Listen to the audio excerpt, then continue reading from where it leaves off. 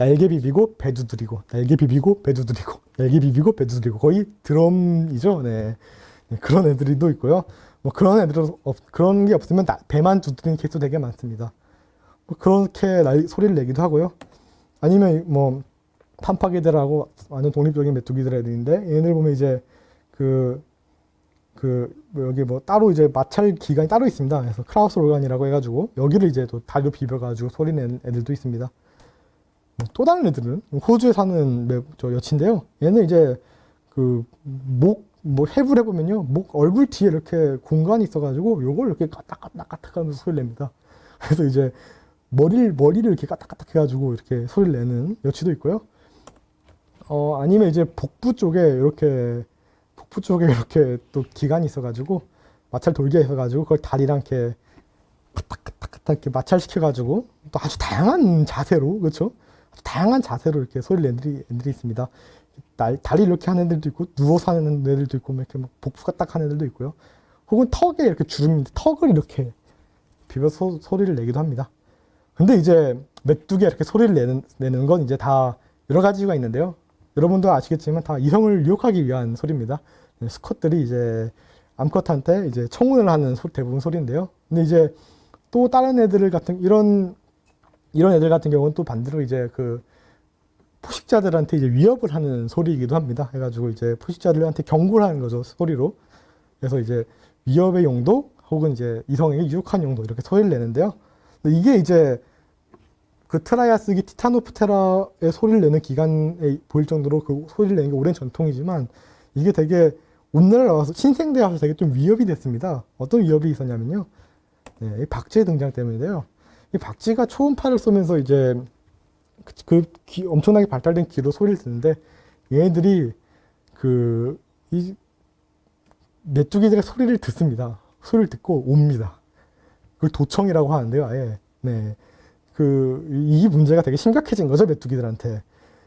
심지어, 근데 이게 메뚜기한테의 문제만 아니고요. 박쥐는 사실 지금 사람한테도 엄청나게 문제가 되잖아요. 네, 사람한테도 엄청 문제가 되는데, 네, 곤충한테도 장난이 문제입니다. 그래서 얼마나 문제냐.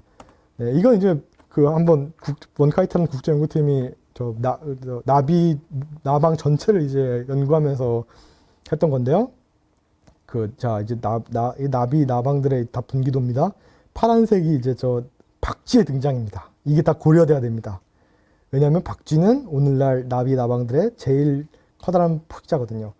그와 동시에 야행성 나방, 그래서 박쥐의 등장과 어떤 일이 일어났냐? 원래 나방들이 야행성인데 박쥐의 등장과 함께 낫으로 도주해서 나비가 됐습니다. 네, 네, 그런 일이 일어났고요.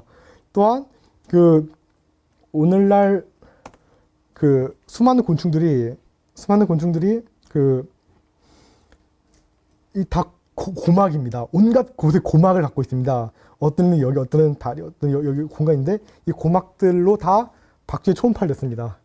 초음파 들으면서 박쥐가 오면 픽 내가거나, 박쥐가 뒤에서 들리면 픽 빙을 꺾거나 하는 식으로 이제 박쥐에 대해서 정을 갔는데요. 심지어 예를 들면 여기서 보면 이제 또 고막이 이제 원래는 이제 다른 용도였는데요. 막 나방 같은 경우도 이제 뭐 나방도 가끔 소리를 내는 애들이 있습니다. 그래서 다른 용도로 고막을 갖고 있다가 박쥐 때문에 박쥐 특화용 고막을 갖고 있는 애들이 이제 막 생기는 거죠. 근데 이제 다행히 여치들은 원래부터 울었기 때문에 서로 커뮤니케이션 하기 위한 고막을 갖고 있습니다. 원래부터 울면 들어야죠. 수컷이 우는데 암컷이 고막이 없으면 무용지물이죠. 되게 쓸데없는 짓이기 때문에 고막이 잘 발달되어 있습니다. 네, 고막에 대한 연구도 잘 되어 있는데요. 이런 고막으로 이제 덕분에 이제 박쥐의 울음소리를 박쥐의 초음파를 좀 듣습니다. 네, 이것도 이제 박쥐에 대한 예인데요. 이제 나방 중 이런 꼬리 긴 애들이 있는데요. 이게 날면서 이제 박쥐의 초음파를 교란시키는 용도라고 이제 설명을 합니다. 실험이 되어 있는데요. 되게 이제 재밌는데요. 근데 이제 그럼 여치들은 어떤 짓을 하냐? 이 박쥐에 대응해서 안 웁니다. 일단 안 우는 애들이고요, 덕분에. 네. 혹은 나비처럼 낫으로 도피한 애들이 있습니다. 네, 그런 애들도 있고요. 얘네들은 어떤 케이스냐면 박쥐들이 울음소리 도청을 하니까 거의 안 울고, 원래 거의 안 울과 동시에 수컷만 울고 암컷이 따라갔는데 암컷 수컷 같이 웁니다. 암컷 수컷 같이 조금 울면서 서로를 찾아가는 방식으로 이제 진화를 했는데요. 그런 식으로 이제 박쥐가 울음소리, 엄청 큰 울음소리를 듣고 따라오는 걸 이제 방지하기 위해서 이런 식으로 진화를 했는데요. 근데 이게 이제 박쥐한테 안 통하는 게요. 이렇게 하니까 박쥐가 이제 움직임을 보고 찾아옵니다.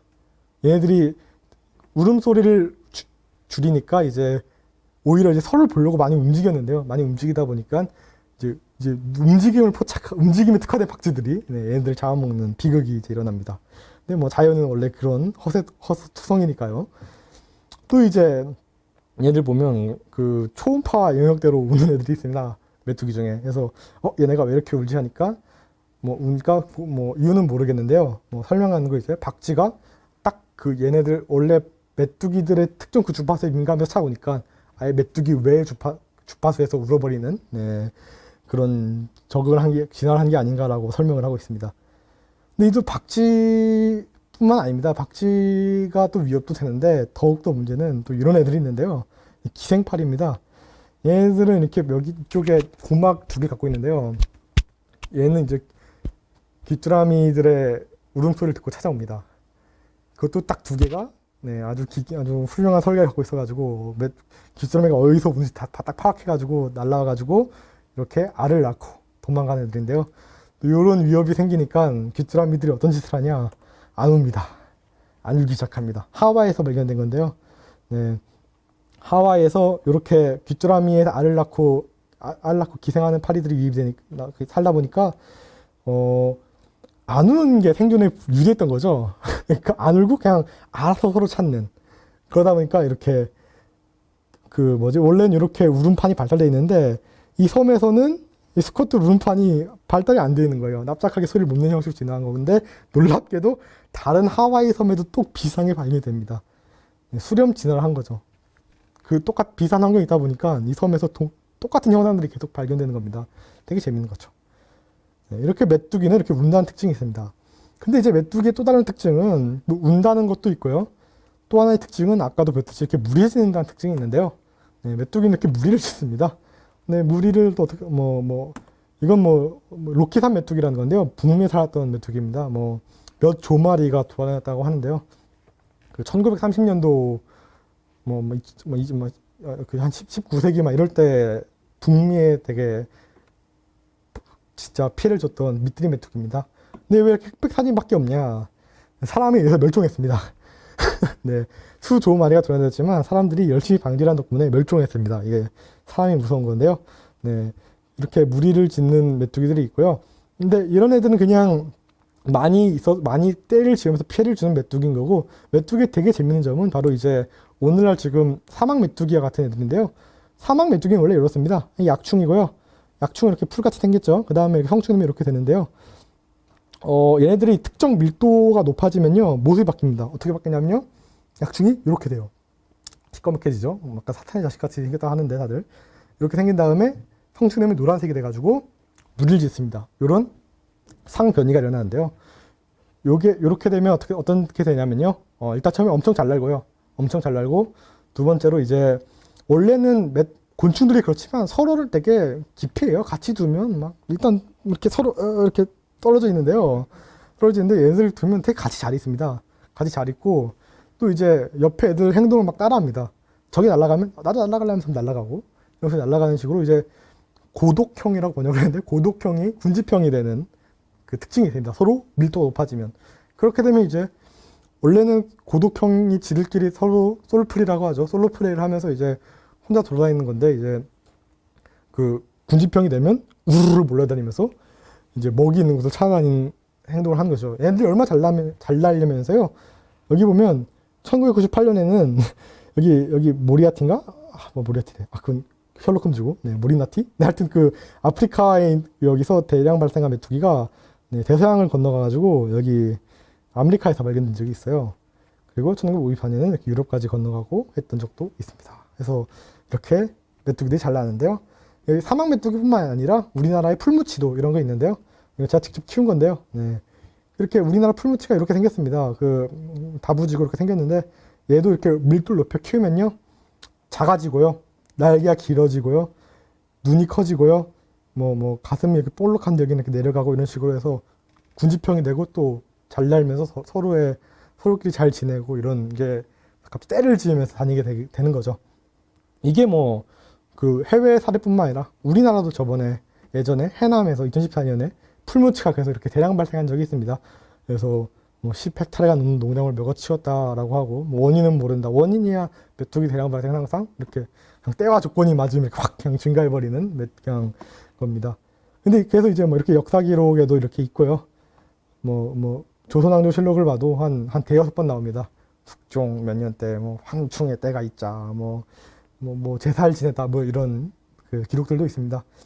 이런 메뚜기가 때 어떻게 지내냐, 뭐 이런 연구들도 진행이 되고 있습니다. 그래서 뭐 그 사막 메뚜기는 뭐 장내 미생물에 의해서 밀도가 높아지면 세로토닌이 증가하고, 뭐 세로토닌 농도가 증가하면 애들이 뭐 이런 유전자 기작을 통해 가지고 고도경이 군지병으로 짠 하고 바뀐다, 이런 연구도 있고요. 그다음에 뭐 풀무치는 뭐 오히려 세로토닌은 그걸 억제하고 도파민 채널들에 의해서 이렇게 바뀌다, 이런 연구들이 진행이 되고 있습니다. 그래서 이런 걸 연구한 이유는 이제 얘들 결국 이제 어떻게 죽이냐는 거죠. 그래서 이제 어떻게 죽이냐, 여러 가지 얘기가 되는 거죠. 아까 이제 그 장내 미생물에 의한 거라고 했으니까요. 장내 미생물에 의한 거면 그럼 장내 미생물을 죽이면 되지 않냐 해가지고, 장내 미생물을 죽이는 균이 있습니다. 장내 미생물, 장을 산성화시키는 균인데 그걸 넣어서 죽이면 네, 그 효과가 있다고 합니다. 효과가 있다 하고, 아니면 이제 아예 그 메뚜기만 죽이는 균이 있습니다. 이걸 실제로 시험적으로 방지한 적도 있고요. 아니면 이제 뭐 이런 방법도 있긴 하지만 뭐 실제로 이제 뭐 사람한테 시키는 방법도 있어요. 그 저번에 파키스탄에서 대량 발생했을 때 뭐 사람들한테 메뚜기를 잡아서 하면 얼마큼 주겠다 하니까 꽤나 성공적으로 하고, 또 그 잡은 거를 이제 닭 모이로 쓰거나 이런 식으로 처리한 적이 있고요. 여기 때 이제 중국에서 한번 유명했던 거죠.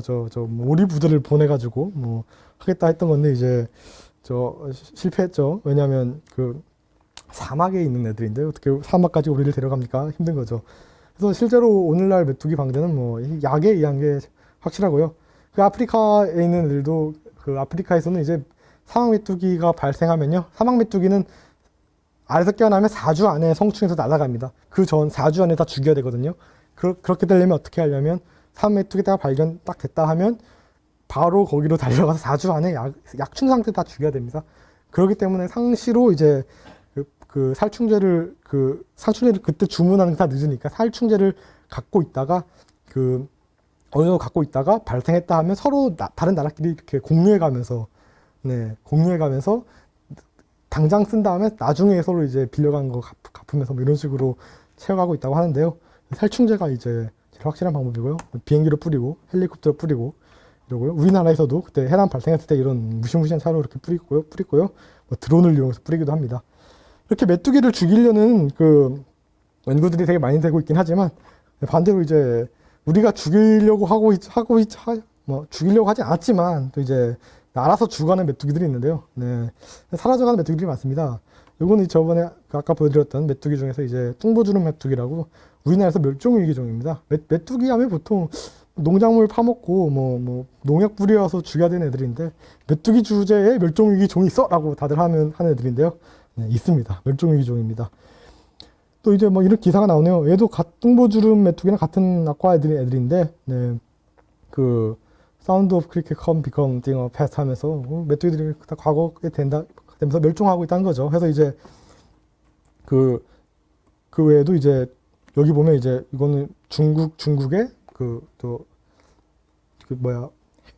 강가에 사는 메뚜기인데, 얘들도 이렇게 환경에 취약하고 있다 한데, 오늘날 그 제가 찍었던 이 강변 메뚜기도 옛날에 서울에서 잡혔다고 해요. 근데 서울에 절대 안 나옵니다. 서울이 절대 안 나고 강원도 모래밭에서만 나오는 애들인 거고, 똑같이 그 환경 변화에 취약한 애들이고요. 또 프랑스인가 유럽에 있는 뭐 멸종위기종인가 그렇습니다. 이런 식으로 초원성 메뚜기라든가 이렇게 뭐 모래밭에 사는 메뚜기 이런 애들이 환경 변화에 취약해가지고 많이 사라져가고 있습니다. 또 이것도 그 저번에 봤다는 그 참목날개 메뚜기인데요. 수장고에서 봐서 깜짝 놀랐는데요. 옛날에는 전국 분포였어요, 얘네들이. 80년도까지만 해도 전국에 되게 많았는데 요즘에는 특정 지역에만 정말 점 찍듯이 삽니다. 그래서 이렇게까지 그 환경 변화에 취약해가지고 이렇게 점점 사라져가고 있습니다. 그래서 심지어 일본에서는요, 이것도 우리나라에서 되게 귀한 홍날개 메뚜기라는 애들인데 얘는 일본에서 1986년도 이후에 채집이 안 됐습니다. 그래서 멸종한 줄 알았는데 2013년인가 2011년에 다시 발견이 됐어요. 그래서 와, 대단하다. 얘네들이 대체 뭘 먹고 살고 어떻게 생존했지 하면서 아예 얘네들은 너무 귀하니까 뭐 죽이진 못해가지고 똥을 찾아가 똥을 이제 받아가지고 똥을 시퀀싱해서 얘들이 뭐 어떤 식물을 먹나 뭐 이런 식으로 아예 그런 식으로 접근하면서 어떤 변화하는 환경에 취약하나 이런 식으로 이제 연구를 아예 하기도 합니다. 네, 이런 식으로 이제 메뚜기들이요, 네, 뭐 되게 잘 생겼고요, 네, 이렇게 이쁩니다. 그래서 이제 전 세계 이렇게 다양한 메뚜기가 있고요, 이렇게 다양한 방법으로 울고요, 또 이제 오랜 시간 동안 네, 되게 복잡한 시간을 거쳐 이런 식으로 진화해 왔다는 것을 얘기하면서 결론은 메뚜기가 이쁘다라는 것을 네, 얘기하면서 오늘 강연을 마칠 수 있을 것 같습니다.